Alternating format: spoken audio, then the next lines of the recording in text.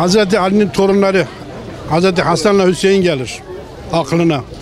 Kerbela gelir. Oradaki zulüm gelir. İnsanlara yaptıkları zulümleri, ne şekilde öldükleri hepsi belli. Bu aşire ondan geliyor yani o zamandan beri geliyor. Devam ediyor Müslümanlara. Birlik, beraberlik, Müslümanlık, kardeşlik demektir.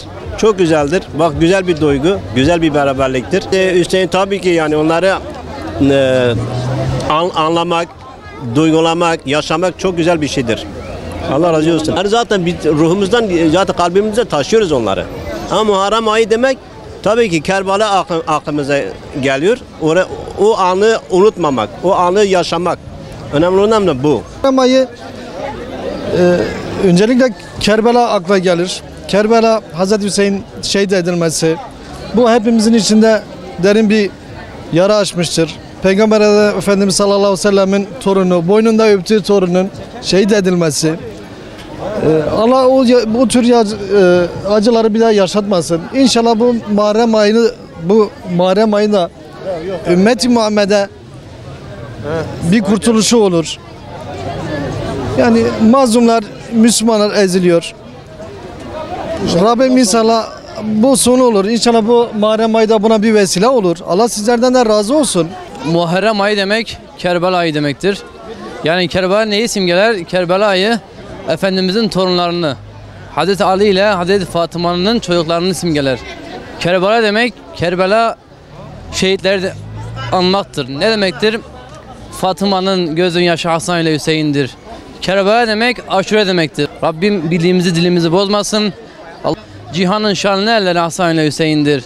İslam'ın neferleri Hasan ile Hüseyin'dir.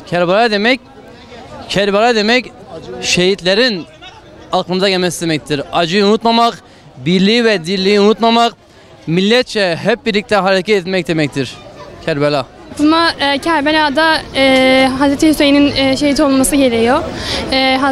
Yezid'in Hazreti Hüseyin'i bir süre aç ve susuz bıraktığı aklıma geliyor. Ve biz bu ayda aşure falan dağıttığımız aklıma biliyorum.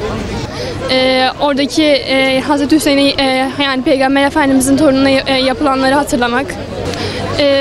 Hazreti Hüseyin'e yapılan şeylere karşı hala ona yapılan şeyleri ona karşı onun yaptığı mücadelelere ve fedakarlık aklımıza geliyor.